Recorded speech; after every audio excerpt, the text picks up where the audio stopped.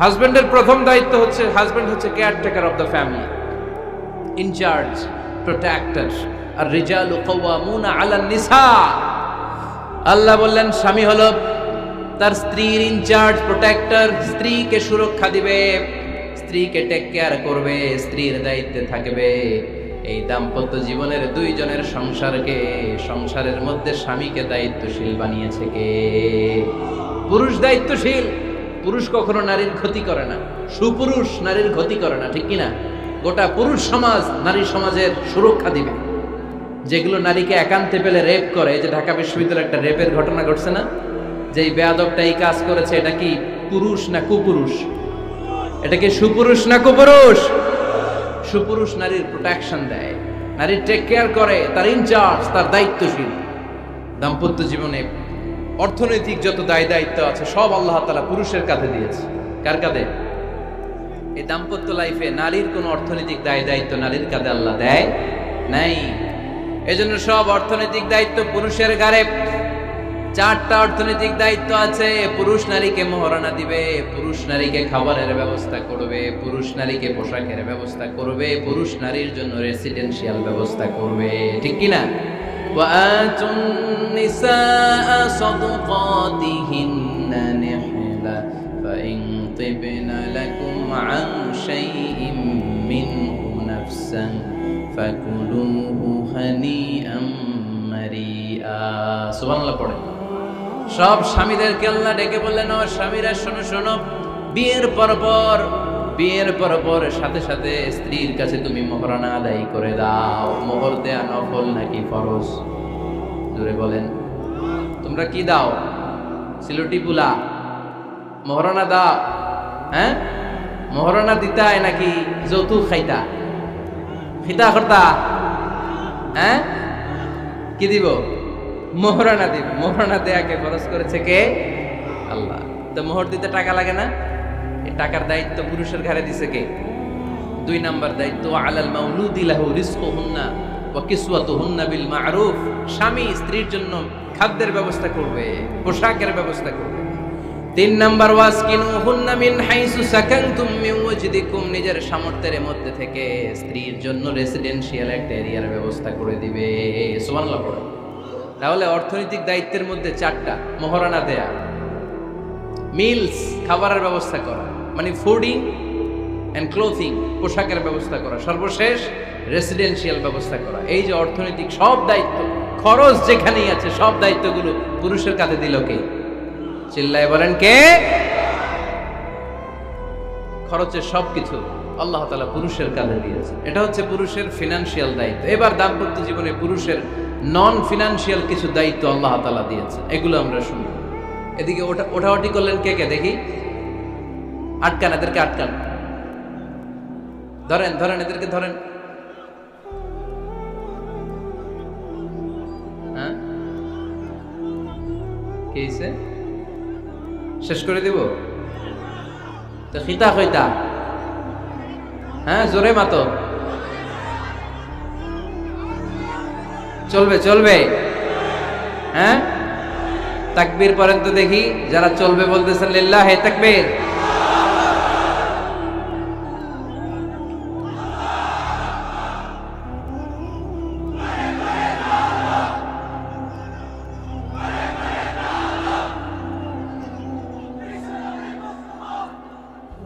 মাশাআল্লাহ মাশাআল্লাহ। এবার দাম্পত্য জীবনে নন ফিনান্সিয়াল পুরুষের যে দায়িত্ব আছে সেটা আমরা শুনবো। 1 নাম্বার দায়িত্ব হচ্ছে, স্বামীর উচিত স্ত্রীর সাথে ভালো আচরণ করা। ভালো আচরণ করেন তো আপনারা? জি হয়। এই শুধু উনি করে, বাকিরা খিতা কর্তা, মারামারি কর্তা নেই, খিতা কর্তা। হ্যাঁ, সালাম দিবেন, স্ত্রীকে কি দিবেন? আল্লাহ বললেন, ওয়া আশিরুহুন্না বিল মা'রুফ। স্ত্রীর সাথে কোমল ভাষায়, ভালো শব্দে, ভালো বাক্যে ভালো কথা বলো। স্ত্রীর সাথে খারাপ আচরণ করো না। স্ত্রীকে দেখলে তুমি মুচকি হাসি দাও। অনেক স্বামী আছে কখনো স্ত্রীকে দেখলে মুচকি হাসি দেয় না, চেহারাটা বাংলা পাসের মতো এরকম করে রাখে, আছে না নাই? দৌলতপুরের লোকের অবশ্য অনেক ভালো, এই যে সবার মুখে হাসি, মুচকি হাসি। হাসেন তো, মুচকি হাসি দেন তো একটা।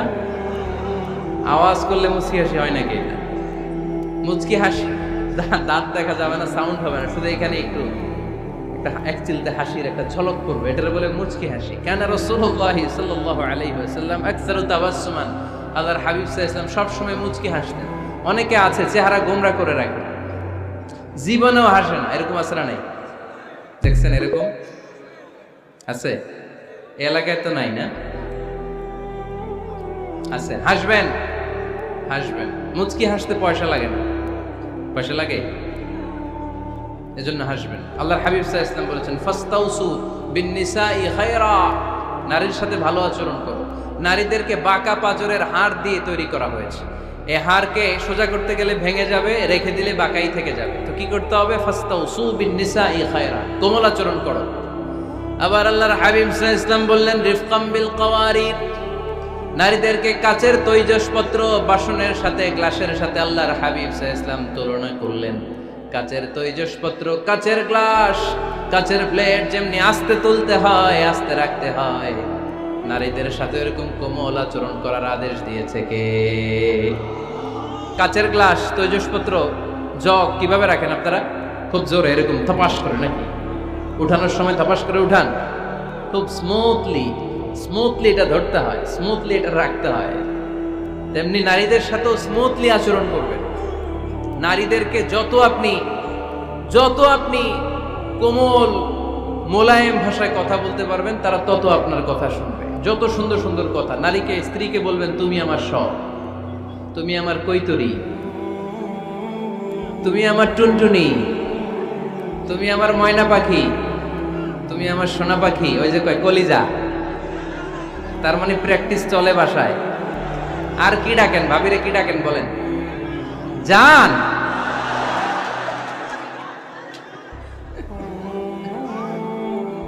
জান ডাকেন। আর ভাবি কি ডাকে আপনাদেরকে? বাবু।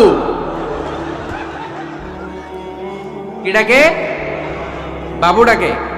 আর কি ডাকে? হ্যাঁ, বেবি। পোলাপান কত দুষ্ট দেখছেন? বেবি ডাকে নাকি?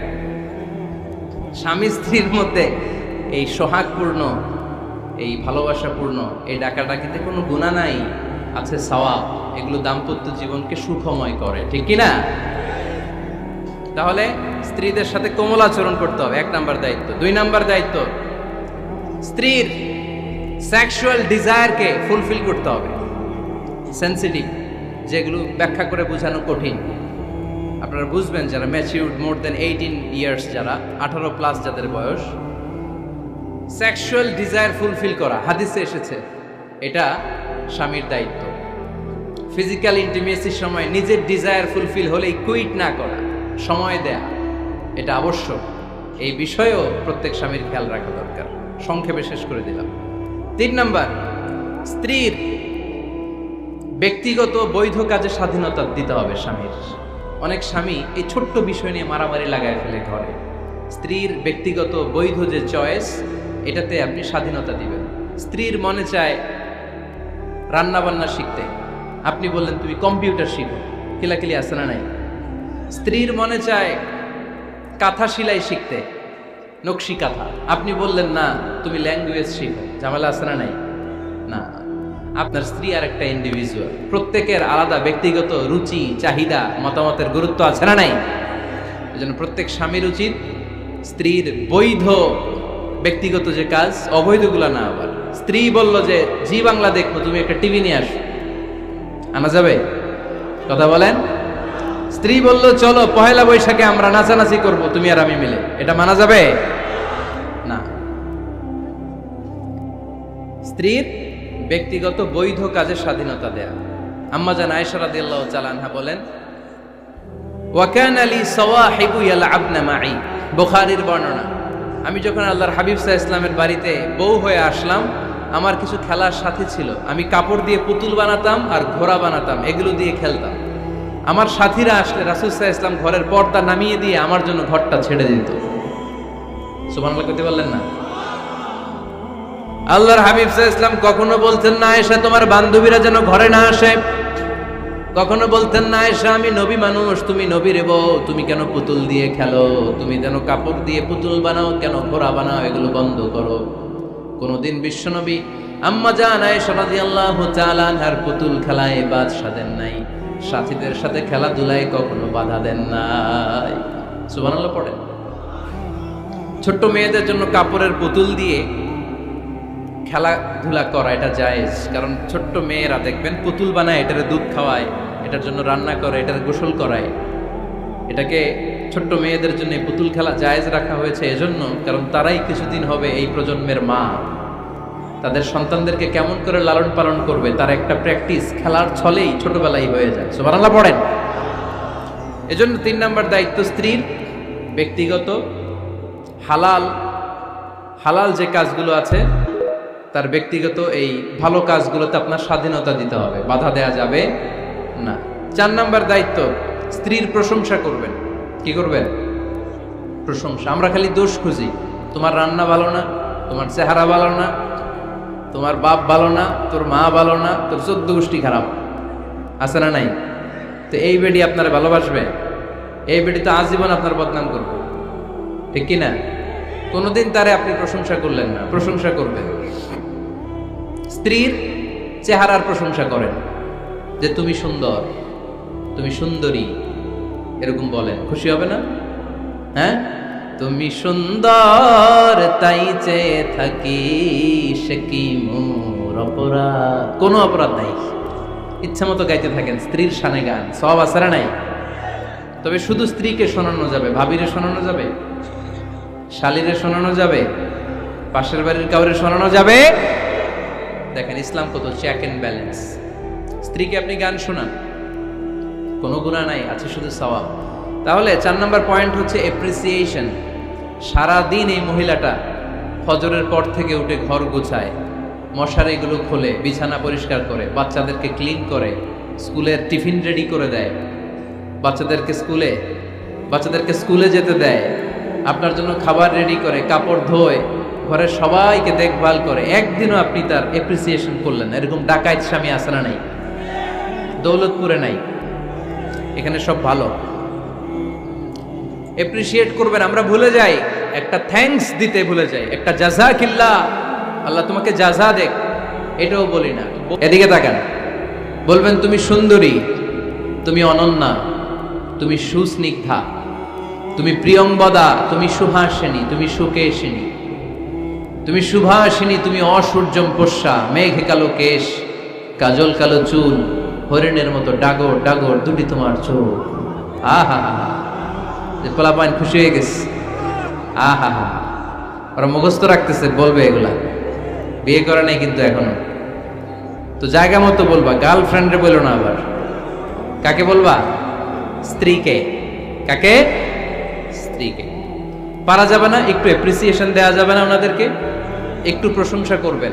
প্রশংসা পেলে নারীরা বড্ড খুশি হয়। যদি আপনি বলেন যে তোমার রান্নাটা আজকে অসাধারণ হয়েছে, দেখবেন আরেক বাটি আইনা দিতেছে, খাইতে পারতেছে না, এরপরে পাতে তুলে দেয়, আরেকটু খাও, আরে খাও না, আছে না নাই? ওই যে প্রশংসা করছেন, খুশি হয়ে গেছে তো। আপনি 10,000 টাকার বান্ডিল দিয়ে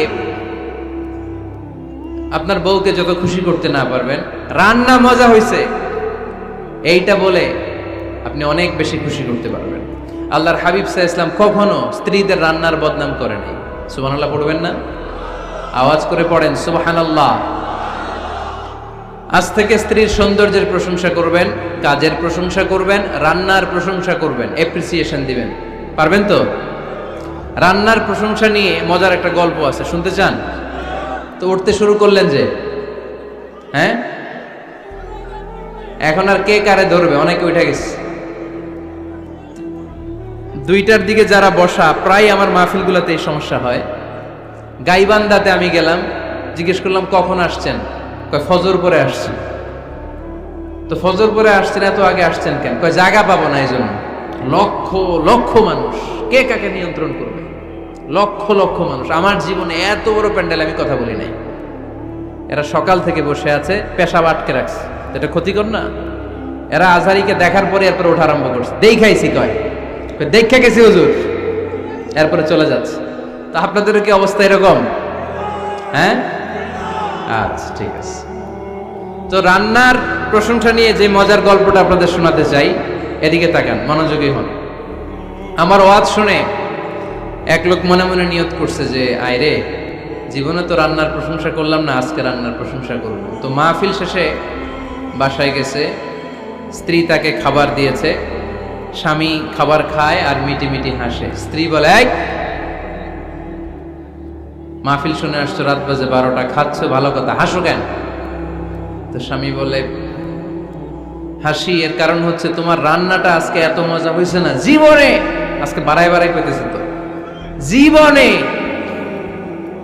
এত মজার রান্না খাই নাই। রান্না মজা হয়েছে শুই না স্ত্রী তো রেগে গেছে, কি গত 10 বছর ধরে তোমারে রান্না করে খাওয়াই, একদিনও রান্নার প্রশংসা করলা না, আর আজকে পাশের ঘরের ভাবি একটু গরুর গোশতের তরকারি পাঠাইছিল বাটিতে করে, পাশের ঘরের ভাবি একটু আমাদের বাড়িতে তরকারি পাঠাইছিল, তো ওই তরকারি দিয়েই তোমাকে খাবার দিছি, আজকে রান্না টান্না আমি করি নাই। তো ওই বেটির রান্না তোমার এত ভাল লাগছে, এই 10 বছরে একদিনও কইলা না, আজকে এটা কইলা, খাও খাও, তোমার মজার খাওয়া, আর রান্ধুম না। তো প্রশংসা করলে বুঝে শুনে করবেন, একটু এনশিওর হবেন যে রান্নাটা করছিল কে, তা না হইলে কিন্তু ঘরে চুলায় আগুন জ্বলবে না, টানা রোজা রাখা লাগবে, ঠিক কিনা? তো 4 নাম্বার গেল এপ্রিসিয়েশন, একটু এপ্রিসিয়েশন দিবেন। আল্লাহর হাবিব সব সময় স্ত্রীদের প্রশংসা করতেন। সেই বুখারীর বর্ণনা, আল্লাহর হাবিব বলেন, ইন্না ফাদলা আয়েশা আলান নিসা কাফাতলি সারিদ আলা সাইরিত তাআম। আরব ভূখণ্ডের মধ্যে সব খাবারের উপরে সারিদ খাবার যেমনি সেরা, দুনিয়ার সব নারীদের মধ্যে আমার আয়েশা তেমনি সেরা। সারিদ একটা খাবার আছে। আমি যখন মিশরে পড়তাম আল আজহার ইউনিভার্সিটিতে, আমাদের ইউনিভার্সিটিতে সরকারের পক্ষ থেকে সরকারিভাবে খাবার দেয়া হতো। আমাদের খাবারের খরচ বহন করতেন ওমানের সুলতান কাবুস। এই গত 3-4 দিন আগে ইন্তেকাল করেছেন। নাম শুনছেন আপনারা? প্রায় 40 বছরেরও বেশি মনে হয়, 45 বছর বা 50 বছরের লম্বা সময় উনি ওমানের প্রেসিডেন্ট ছিলেন। উনি আমাদের খাবারের খরচটা বহন করতেন। কিছুদিন আগে ইন্তেকাল করেছেন। আমরা ওনার জন্য দোয়া করি, আল্লাহ তাআলা এই সুলতান কাবুসের জীবনের গুনাহগুলো মাফ করে নিক, ওনার সমস্ত খেদমত আল্লাহ কবুল করে নিক। তো আমাদের আল আজহার ইউনিভার্সিটির হোস্টেলে ঈদের দিন একটা খাবার দিত, এটার নাম ছিল সারিদ। রুটি আর গোশত এগুলোকে ম্যাশড করে একটা স্তর বানাতো, এটা কেটে কেটে আমাদেরকে দিত, এটাকে বলে সারিদ। আরব দেশে সবচেয়ে দামি খাবার। আমাদের দেশে যেমনি পোলাও, গরুর রেজালা, রোস্ট, এগুলো খুব উন্নত খাবার ধরা হয়, বিয়েতে সার্ভ করা হয়।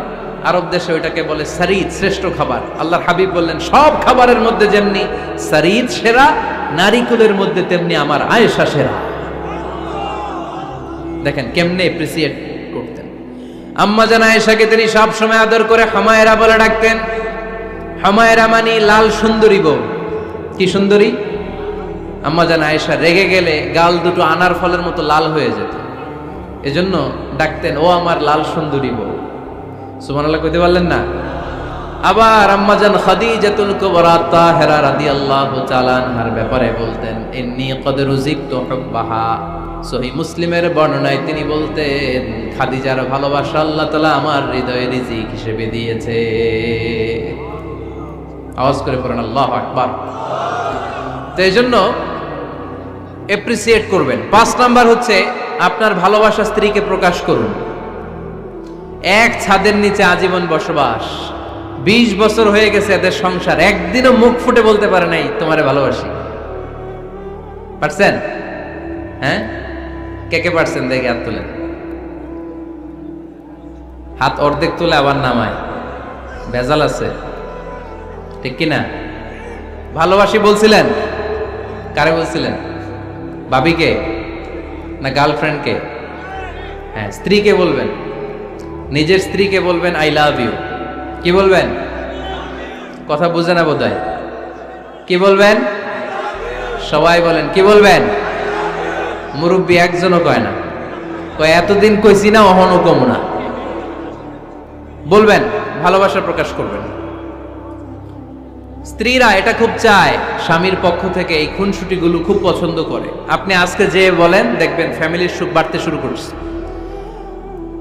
সুনানে তিরমিজির বর্ণনা দেখেন, বিশ্বনবী যে আই লাভ ইউ বলতো, তার দলিল শুনেন। সাহাবারা জিজ্ঞেস করলেন, ইয়া রাসূলুল্লাহ, মান আহাব্বুন নাসি ইলাইক, ও নবী, কারে সবচেয়ে বেশি ভালোবাসেন? Who do you love the most? নবী, কাকে সবচেয়ে বেশি লাভ করেন আপনি? সাহাবারা প্রশ্ন করলেন, ইয়া রাসূলুল্লাহ, কাকে লাভ করেন বেশি? আল্লাহর হাবিব সাল্লাল্লাহু আলাইহি ওয়াসাল্লাম বললেন, আয়েশা, আয়েশা রে। সুবহানাল্লাহ কইবেন না? সাহাবারা বললেন, ওয়ামিনার রিজাল, পুরুষদের মধ্যে কারে বেশি পছন্দ করেন? বিশ্বনবী বললেন, আবুহা, আয়েশার বাবারে। সাইয়েদনা আয়েশা রাদিয়াল্লাহু তাআলা আনহার বাবার নাম কি? আবু বকর। কি নাম? আবু বকর। আল্লাহর হাবিব সাল্লাল্লাহু আলাইহি ওয়াসাল্লাম বললেন, সবচেয়ে বেশি লাভ করি আয়েশাকে। সাহাবারা বললেন, ওয়ামিনার রিজাল, পুরুষদের মধ্যে কারে বেশি লাভ করেন? আল্লাহর হাবিব সাল্লাল্লাহু আলাইহি ওয়াসাল্লাম বললেন, আয়েশার বাবারে। সুবহানাল্লাহ পড়েন। আম্মা জান আয়েশাকে বিশ্বনবী এত ভালোবাসতেন। আম্মা জান আয়েশা পেয়ালার যেইখানে ঠোঁট লাগিয়ে দুধ পান করতেন, বিশ্বনবী পেয়ালার ওই জায়গাটা খুঁজে খুঁজে ওই জায়গায় ঠোঁট লাগিয়ে দুধ পান করতেন। আম্মা জান আয়েশা রাদিয়াল্লাহু তাআলা না গোশত খেয়ে হাড্ডি চষে হাড্ডিটা রেখে দিলে বিশ্বনবী আম্মা জান আয়েশার চষা হাড্ডিটা মুখে নিয়ে আবার চষতে শুরু করে দিতেন। পড়েন সুবহানাল্লাহ। দুইজন একসাথে এক বালতি থেকে পানি নিয়ে গোসল করতেন। পড়েন আল্লাহু আকবার। তাহলে এভাবে ভালোবাসা প্রকাশ করতে পারবেন তো? 6 নাম্বার স্বামীর দায়িত্ব হচ্ছে গৃহস্থলী ছোটখাটো যে কাজ আছে এই কাজগুলোতে হেল্প করা। আমরা অনেক সময় এগুলোর লজ্জা মনে করি। আল্লাহর হাবিব সাল্লাল্লাহু আলাইহি ওয়াসাল্লাম আমাদের মডেল। আল্লাহর হাবিব সাল্লাল্লাহু আলাইহি ওয়াসাল্লাম ঘরের কাজে সাহায্য করতেন। আপনারা এইভাবে ওটা শুরু করলেন? হ্যাঁ, বউকা বসেন বসেন বসেন, শেষ করে দিচ্ছি, আর 10 মিনিট বসেন। আল্লাহর হাবিব সাল্লাল্লাহু আলাইহি সাল্লাম ঘরের কাজে সাহায্য করতেন। আপনারা ঘরের কাজে সাহায্য করেন তো? আম্মা জান আয়েশা বলেন, বিশ্বনবী নিজ হাতে জুতা সেলাই করেছেন, নিজ হাতে জামা সেলাই করেছেন। মুসনাদে আহমদ ইবনে হাম্বলের বর্ণনা, আল্লাহর রাসূল সাল্লাল্লাহু আলাইহি ওয়াসাল্লাম দুধ খেতে মন চাইলে নিজ হাতে ছাগলের দুধ দহন করেছেন। সুবহানাল্লাহ। নিজে আটার খামির বানাতেন, আম্মা জান আয়েশা চুলায় সেকা দিতেন। আবার আম্মা জান আয়েশা রাদিয়াল্লাহু তাআলা আনহা আটার খামির বানাতেন, বিশ্বনবী এটা চুলায় সেকা দিতেন। সুবহানাল্লাহ পড়েন। দুধ খেতে চাইলে নিজ হাতে বিশ্বনবী ছাগির ওলান থেকে দুধ দহন করে আম্মা জান আয়েশার কাছে এনে দিয়ে দিতেন। সুবহানাল্লাহ পড়েন। তাহলে ঘরের কাজে সহায়তা করবেন, ঘরের কাজে সহায়তা। 7 নাম্বার, হালাল এন্টারটেইনমেন্ট, হালাল বিনোদন, এটা ইসলাম জায়েজ রেখেছে। অনেকে আমরা বিনোদনটাকে হারাম মনে করি, এরকম আছে না নাই? হ্যাঁ, বিনোদন দুই ধরনের, একটা হারাম এন্টারটেইনমেন্ট আর একটা হচ্ছে হালাল এন্টারটেইনমেন্ট। আম্মা জান আয়েশা রাদিয়াল্লাহু তাআলা আনহাকে নিয়ে মরুভূমিতে দৌড়াদৌড়ি করতেন। ভাবির সাথে দৌড়াদৌড়ি করছেন কারা কারা? দেখি হাত তোলেন। হ্যাঁ, দৌড়াদৌড়ি করছেন কোথায়? যৌতুকের লাগে হেতেরে দৌড়াইছেন? হেতি বাসাল্লাই দিছে দৌড়, এই দৌড়াদৌড়ি না। আম্মা জান আয়েশা রাদিয়াল্লাহু তাআলা আনহার সাথে বিশ্বনবী মরুভূমিতে দৌড়াদৌড়ি করেছেন। বলেছেন, আয়েশা দেখো কে কার আগে ওই খেজুর বাগান ধরতে পারে, তুমি আগে না আমি আগে। একবার বিশ্বনবী জিতলেন, তার 7 বছর পরে প্রথমে আম্মা জান আয়েশা রাদিয়াল্লাহু তাআলা আনহা ওই দৌড়ে জিতলেন। তার 7 বছর পরে বিশ্বনবী জিতে আম্মা জান আয়েশাকে হারায় দিলেন। পড়েন সুবহানাল্লাহ। ঈদের দিন আম্মা জান আয়েশাকে হাবাসী সাহাবাদের তীর আর বল্লম দিয়ে যে খেলা চলতে এই খেলা দেখাতেন। সুবহানাল্লাহ পড়েন। বিশ্বনবী খেলা দেখাতেন আম্মা জান আয়েশাকে। এই হচ্ছে স্বামীর দায়িত্ব। হালাল এন্টারটেইনমেন্ট আপনি করতে পারবেন। বসেন, দোয়া করে দিচ্ছি, বসেন। বুঝতে পারছি অনেক আগে আসছেন আপনারা। বসেন, বসে যান, এখনই দোয়া হচ্ছে। বসেন বসেন বসেন বসেন, এখনই দোয়া করব। বসে যান, বসে যান। বউকা মাদ্রাসার বিল্ডিং এর কন্ট্রাক্টরের জন্য দোয়া চেয়েছেন, আমরা দোয়া করি আল্লাহ কবুল করুক। আমার ছেলে মেয়ের বিয়ের বয়স হয়ে গেল, পরিবারে বিয়ের কথা বলতে পারি না, লজ্জায়। আহারে কি কষ্ট। মনে করি পরে করে, এটা বললে তারা বলবে এখনো বয়স হয় নাই বিয়ের, পরিবার থেকে বিয়ের কথা চিন্তা করে না। এ ব্যাপারে কিছু বলুন। কিছু বললাম? এই সমস্যা পুরো বাংলাদেশের। ছেলে মেয়েদেরকে সময় মতো বিয়ে দেয় না। ইউটিউবে এই নিয়ে আমার কথাবার্তা পাবেন, শুনে নিয়ে।